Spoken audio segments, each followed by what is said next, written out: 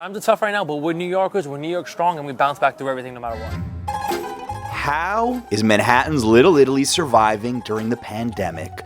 Today I'll be joined by a native New Yorker who's also an Italian American to get his take on what's going on while eating at some of his favorite spots in the neighborhood. I hope you brought your appetite.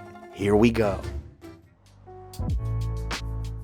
Members of the barrio, I am so excited to introduce you to today's guest host. This is somebody that has Little Italy as his backyard, grew up here. We're also gonna eat a lot of food.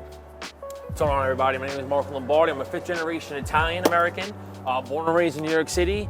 And today we're gonna talk about what's going on with the pandemic, and we're gonna eat a bunch of good food.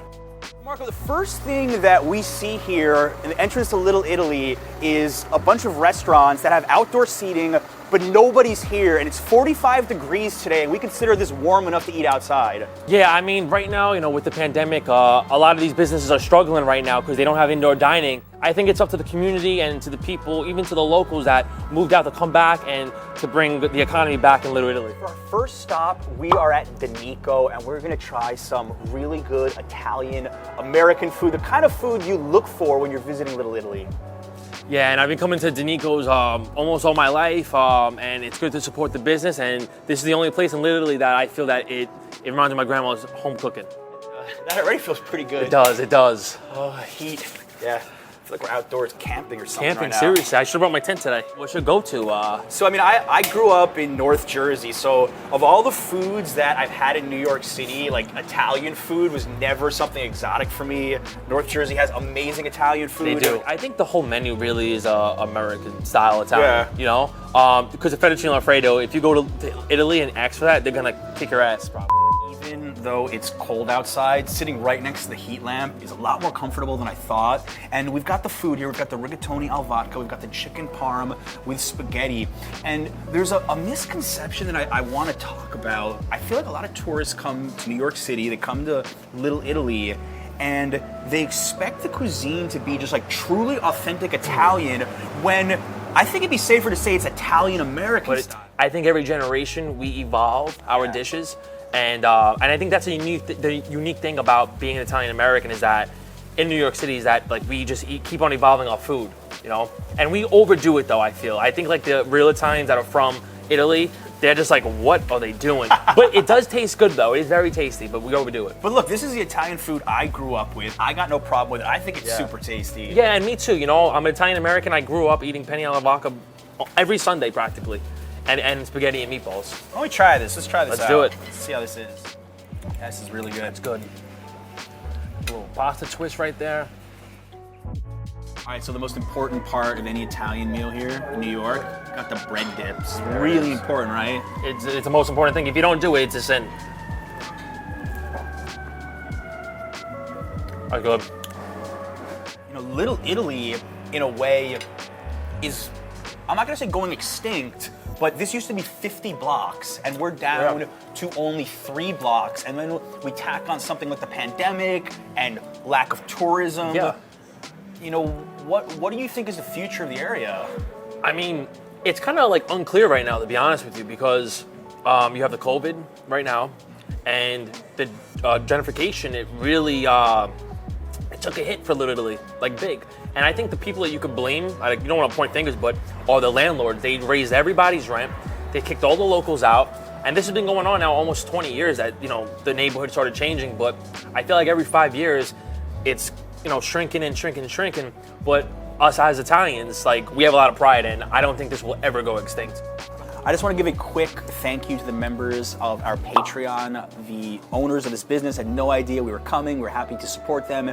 Your contributions help us pay for videos like this. And for anyone that joins our Patreon in the month of January, I'm going to be sending you guys a free New York City digital calendar. Check out the link down below in the description. Thanks a lot, guys. Marco, one thing about this area that always stood out to me was I always considered it a bit touristy. And that's not necessarily a bad thing for the local businesses here, but with tourism almost entirely dried up, what do you think that impact is for the owners here?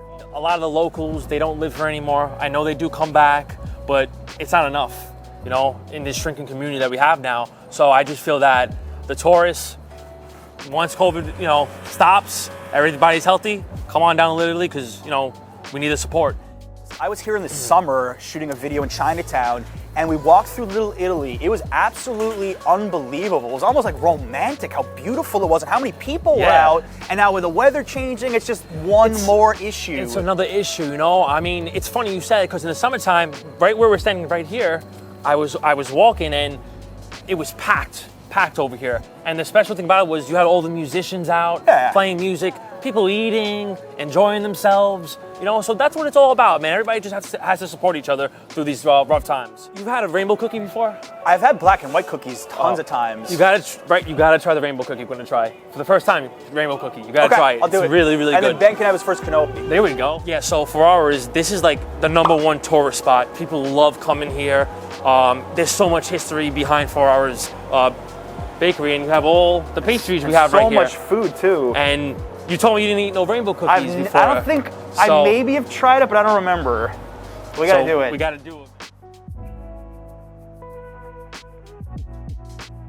All right, and for $5, I hope that is an amazing cannoli. Take the cannoli.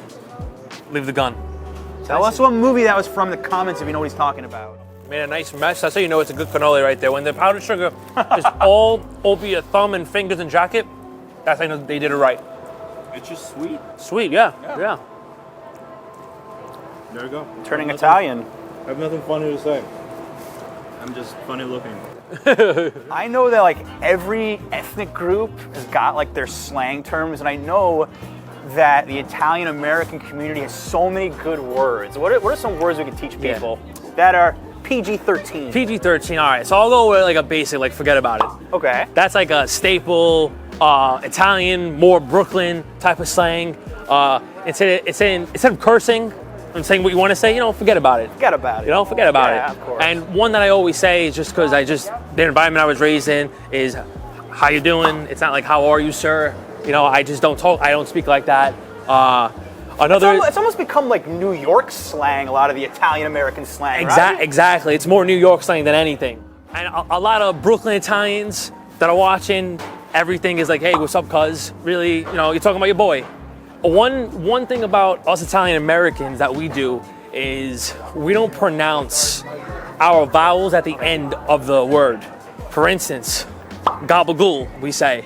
And we can thank Tony Soprano for really introducing that, because I feel like he put that word on the map, gabagool. Oh, The Sopranos. Where to begin with that show? That was honestly my favorite show.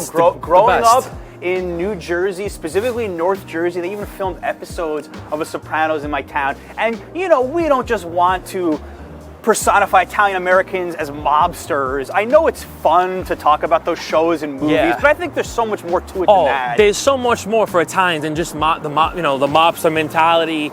You know, we're musicians, we're real estate moguls. Some of them are. We're more than that. And also, fun fact, right over here, Cafe Roma is where they actually filmed an episode of The Sopranos. Was that in the last season when the New York and the New Jersey families were squaring off? They were squaring off, yeah. Wait, what a great show. Who won that battle, though? Was it New York or New Jersey? Was it I don't know. It's undecided. You guys tell us in the comments who won that battle. I'm going to say New York because we're New York strong, but what's yours? I mean, you're from Jersey. I'm going to say Jersey won. Oh, there we go. I love New York, but I got to give Jersey some credit sometimes. As a New Yorker myself and someone who was in Manhattan for a lot of this pandemic, I would say that things have definitely changed with so many people leaving, particularly lower Manhattan, and it being a lot emptier. And you were telling me that you feel like the city is returning to a bit of its like grittier roots. Yeah. I mean, it has its pros and cons. I'll be honest. I grew up at a time where it was gritty. You know, growing up from when I was like 10 years old till now, I was always in the streets, hanging out. Always had to look up my back, which you still have to. But when it was more grittier, like, it was crazy in New York City at one point, you know? And I think it's starting to get back this way, but I kind of like it more now, the grittiness, because now you're seeing like the real like guys who are trying to make a buck or two when they're musicians outside playing music, you know? You have the guys selling comic books on the street again. So that's kind of like coming back to form, because people are trying to make a living like any way they can, which I respect, because you know, people are struggling right now during these tough times. I don't know how we still have any appetite left, but somehow we've made it to Monaro's Pizza. It's our last stop, named after New York's most famous fictional Italian-American, Tony Manero. Tony Manero, John Travolta's character. And I actually want to start dancing a little bit to the Saturday Night Fever song. But this place is a new pizza spot, and it's famous for Tony Manero's double slices he had in the beginning of the movie, if anybody watched that. It's also well known for being the only slice spot in Little Italy. Otherwise, you got to go to one of these restaurants, sit down, get an entire pie, which is fun. But sometimes you just want a slice. Yeah, something you want to slice, Yeah. quick grab and go, and that's it. And also, this was featured on Barstool Sports. Guys, these are New York slices right here. This is what I'm talking about. There we go. Look at that. Old New York City slice. You don't see the slice is that big anymore. No, not always. Right? No. All right, let's do this. Let's try this out. Let's go. Wow. Oh my God, that's so good. Mm-hmm. This is one of my favorite spots to go to, Manero's. Really, really, really good pizza. I don't always like just a plain cheese slice. I mean, there's nothing wrong with a classic New York slice, but a lot of places can't get it right. These guys got it right. Yeah. These guys are worth coming to Little Italy alone for, I would say. What do you see for the future of New York right now? Because I'm eternally optimistic about everything, and we've discussed how the city has bounced back from so many hardships, tough times. Where do you think things are going the next year? The only thing is that when things get back to normal, I'm hoping that prices don't go shoot right up again, as we see. Like, I didn't even notice, but there's all new buildings now over here that I didn't even know that were here. And I just hope that it doesn't push more people out. And do you hope that with the rental prices coming down, that a new flock of people can move to New York who always thought it was too expensive? That's what I'm hoping for sure. Yeah, well, yeah, that'd be amazing, actually, to have new people in and just to see the culture, what New York City is about. It's amazing to me, but I just hope eventually, once those people start moving in, the landlords or slumlords, whatever you want to call them, I hope that they don't just skyrocket up even more. The city, Manhattan, I'm a less of a dying breed, I feel. I might have to go my cousins in Brooklyn, but I don't want to. I want to stay in Manhattan. I moved to Brooklyn, man. There's no shame moving to Brooklyn. You know what? I might have to, though. It's beautiful, Brooklyn. I love Bay Ridge, Park Slope. Those areas are beautiful. Find yourself a good girl, come to Park Slope. That's it, man. That's it. Salute to that. Salute to that.